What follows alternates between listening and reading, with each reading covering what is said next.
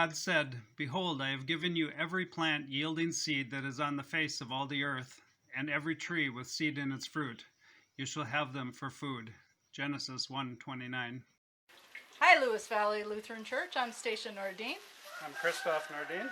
And we're going to tell you a little bit of our life here in Malawi and what we are attempting to do to help people live healthy and sustainable lives. We came to Malawi in 1997 as Peace Corps volunteers and fell in love with the work we were doing and never left. So we've been here 23, 24 years now. We call our place NeverEndingFood because we've set up a system now where we're growing food throughout the year, throughout the seasons. We have over 200 different foods that we're able to grow here now, focusing a lot on the traditional and indigenous foods of Malawi. Malawi is a landlocked country in southeastern Africa, which was formerly known as Nyasaland. It is bordered by Zambia to the west, Tanzania to the north, and Mozambique wraps around the south of the country. Lake Malawi takes up a third of the country's area.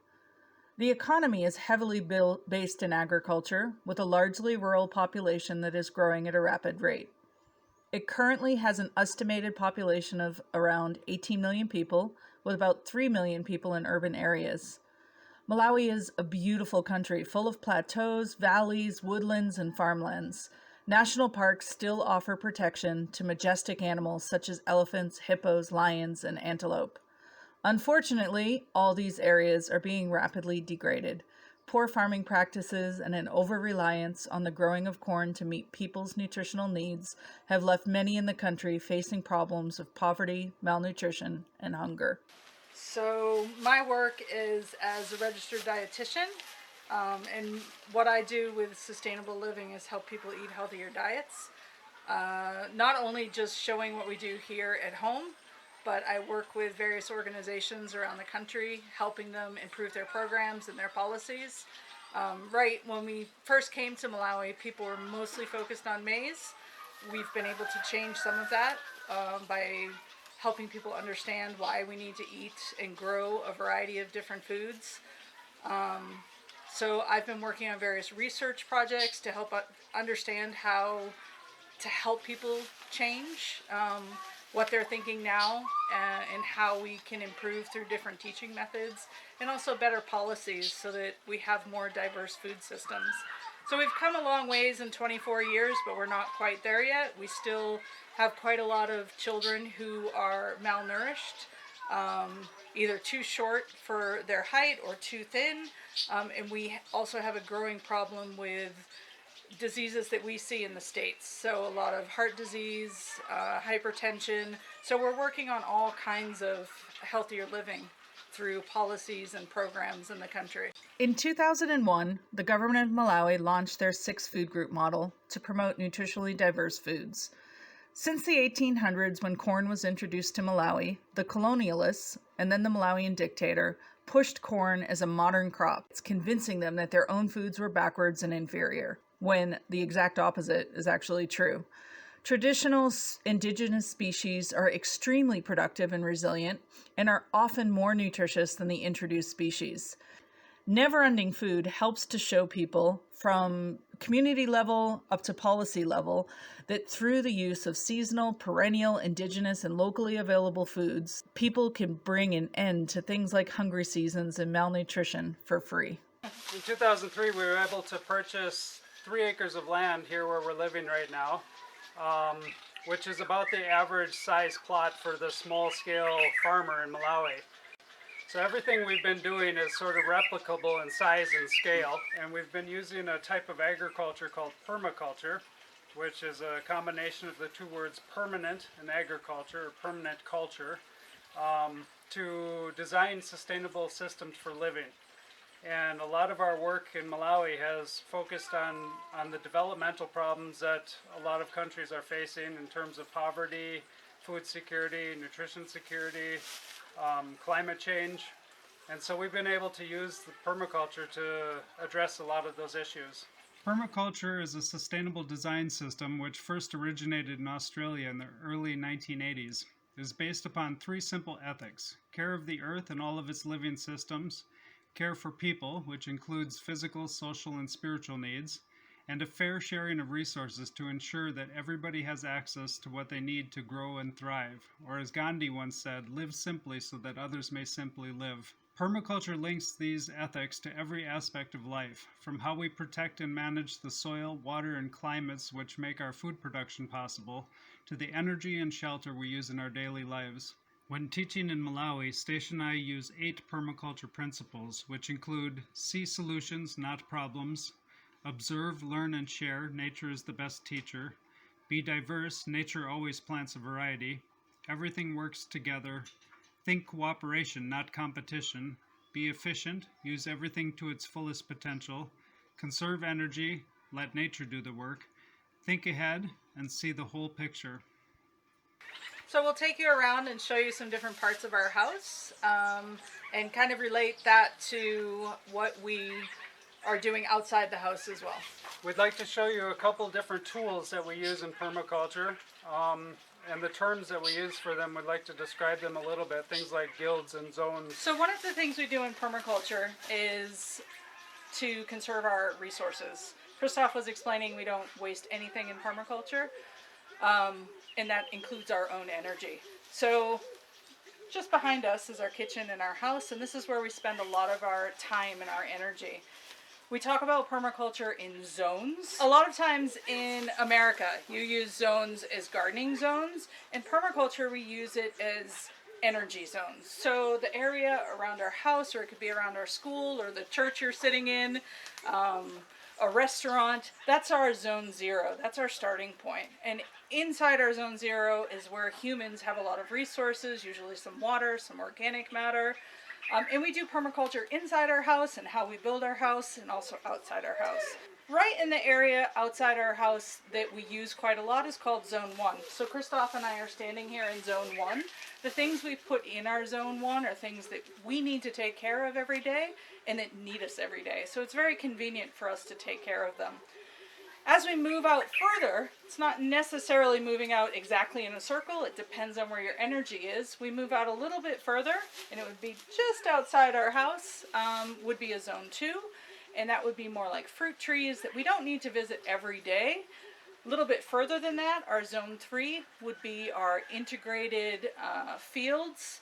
So where you would have a maize field or a corn field in Wisconsin, we would make sure that that field is set up in a healthy way that helps each other. And Christoph's going to describe that a little bit more. A little bit further out, Zone 4 would be our managed woodlots or our forests that we actually use. So a place where we get maybe some nuts, some fuel, some timber, some fibers. And then a little bit further than that would be our Zone 5, which is what we leave to nature, so a conservation area. One of the tools that we use in permaculture is called a guild. And a guild is just like in church, might have a woman's guild or a church guild. It's a group, a community of people working together to help each other, generally working towards a common goal.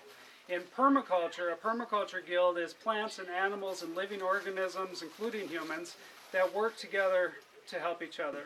So instead of teaching people that they have to have specific species of plants, we speak in terms of functions. And this is one of the things that makes permaculture universal. You can learn about the functions in a country like Malawi, and we can go back to Wisconsin and still have these functions that we can find. For instance, you want something that can feed the soil. So here we have a nitrogen-fixing bean, a legume. This is a local lima bean. It's sort of an indigenous species to Malawi, but you can go anywhere in the world and find a nitrogen fixer. So if we say you should have something to feed the soil, you can go to Wisconsin, for instance, and find a nitrogen fixer. You have plenty of different types of beans to choose from. As you see, this bean is climbing. We have climbers and supporters that work together to help each other, and that actually maximizes space. When you're limited in space, you can stack food vertically and get more production for a smaller area. So we've got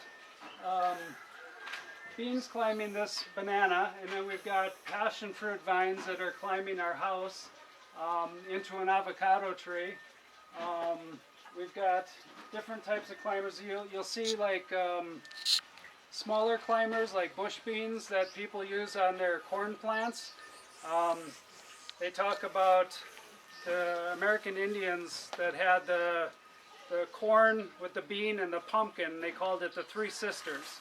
And what that did is you had a nitrogen fixer, a climber and a supporter, and then a ground cover, something that protects the soil and keeps the moisture in, protects it from the sun. So we also use ground covers. We use mulch, organic matter that we find from around. And in our garden we also have a type of mulch, and we use things that creep and climb on the ground, sweet potato vines, pumpkins, that kind of thing. When the whole thing is in place, you want to protect it. When you buy natural like insect repellents and you look at the ingredients, a lot of it is strong smelling plants. So things like lemongrass, citronella grass, eucalyptus leaves. Those strong smells are things that help to repel pests. We talk a lot in permaculture about what is a resource, and a resource is anything we can use, whereas a waste is an unused resource. So we try to find uses for everything. In permaculture, we strive to reach zero waste, which means we're reducing, reusing, recycling, repairing, all the R's. And when we can get to that point, we realize in Malawi how many resources we actually have to work with and how rich this country is in terms of solutions for solving problems. Here's another example of how we waste nothing. Even our toilet turns into compost. So it's a basic box with a seat, an ordinary toilet seat, and inside the box is a bucket. And that's where the manure and the urine goes into. So after you use the toilet, you just take a scoop of organic matter, which is a little bit of soil and a little bit of leaves, and you cover whatever it is that you've done in the toilet. And you're essentially making a compost pile. As it piles up like a compost pile, there's no smell as long as you cover it. Actually, let me show you one more thing. When I come out, very important that I wash my hands. So again, nothing is wasted in our household. This is an old water container. So we now use it as a hand washing station. Water is very, very limited in Malawi. We do have a tap, but quite often water doesn't come out of it except for once a day. So we try and get creative with using different resources to make the most of our water. So all of the water that comes out of here then goes onto the plants as well. Again, it's not wasted at all. So for our composting toilet system, we use the bucket and we put organic matter to cover it. We have a 3-bin system where after we've filled one bin, we leave it to break down as we're filling up the second bin. So as this one is filling up, the second one is breaking down. So basically all we do is we dump the bucket and we use a small tin of water to rinse the bucket out, and that goes in there. And then the third bin is just organic matter again to cover whatever we've dumped there. So you cover it properly and there shouldn't be any smell or flies. But one of the amazing things is that when our buckets are full, maybe we dump the bucket in here maybe up to between 2 to 4 buckets a week. So in an entire week, we might use 2 to 4 of these for water. And in a country where water is an extreme resource, you can imagine when we flush a normal toilet, it probably uses more than we use in an entire week for this system. In addition to giving multiple nutrients back to the soil, this system also helps to rebuild the soil structure. So you're not just feeding the plants, you're feeding the soil, which is something you don't find in the commercial fertilizers that a lot of farmers think they have to buy. All of the human manure breaks down. It adds a lot of the nutrients like nitrogen, phosphorus, and potassium, but also you get some of the micronutrients back into your system that you wouldn't normally buy in a commercial fertilizer. Things like copper and manganese and molybdenum and iron. Especially if you are eating a diverse diet, the better the health of your manure becomes. And we don't need to have so much fertilizer you're covering an entire field. What you can do is you use like a cupful in each of the planting stations. So if farmers are planting corn, each planting station gets like a cupful of the organic matter in the compost, and then you plant the seed right into it. So when the seed germinates, it gets the full nutrition. Over the years, NeverEndingFood has hosted thousands of visitors from every walk of life. On almost a weekly basis, we have groups of community members who come to learn about how permaculture can provide sustainable solutions in their lives. We had a visit by almost 50 Lutheran pastors who work throughout the country, as well as representatives from the ELCA in Wisconsin who have been doing mission work for Malawi for a number of years. We have had visits by groups of local chiefs who are in charge of improving their communities, and we try to create partnerships with local government organizations. NeverEndingFood supports ongoing community outreach in terms of advocacy, education, and awareness raising. We have worked over the years with numerous international researchers, students, and consultants, as well as with local university and college students. We also host field trips for children from local and international schools. Since our start with the United States Peace Corps, we have continued to conduct trainings with volunteers throughout the years. Unfortunately, now due to COVID, the Peace Corps has recently suspended their program in Malawi, as well as most other countries. We have held open days for people to come and learn more about the use of permaculture principles. And we also manage an ongoing internship program where young community members can gain hands-on access to training, experience, and certification in permaculture design. Many now work in permaculture positions in Malawi and around the world. As part of this intern program, several of our interns have created and presented permaculture designs for local schools. One of our former interns, Luwayo Biswick, went on to develop a permaculture training center with his wife, Grace, who is also a permaculture designer. The center is called Permaculture Paradise Institute, complete with fish ponds, solar electricity, rammed earth buildings, biogas digesters, and hundreds of nutritionally diverse foods. The center is their home, but also provides consultancies, trainings, and hosts many visitors. The government of Malawi has also approved the Sustainable Nutrition Manual to be used throughout the country by extension workers, households, offices, businesses, and anyone interested in sustainability. This manual was based on our permaculture work and numerous trainings over the years. We created the manual with the World Food Program, who is also this year's Nobel Peace Prize winner. You can access the manual freely online. In 2002, our daughter was born here in Malawi. Her name is Khalidwe, which in the local language of Chichewa means the good personality that we bring to culture. She was brought up in the village that we live in, speaking fluent Chichewa, and values her place in a diverse and global society.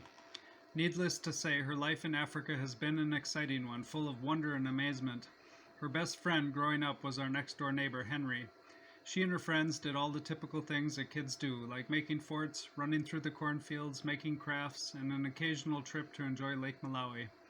She attended a local international high school and graduated last year. She also earned her certificate in permaculture design and has now gone off to England to look for university programs in ecological tourism management. Our time in Malawi has taught us a great deal about the true value of life, natural resources, and the ability to live sustainably on this planet we call home. Despite committing our lives to humanitarian pursuits, it is clear that during our time in Malawi we have certainly received more than we'd ever be able to give back. We appreciate you allowing us to join you from a distance at this year's Mission Fest. If you'd like to learn more about any of our projects in Malawi, or if you'd like to access the Sustainable Nutrition Manual, you can visit us at www.neverendingfood.org. Thank you very much, or as we say in Malawi, Zikomo Kwambiri.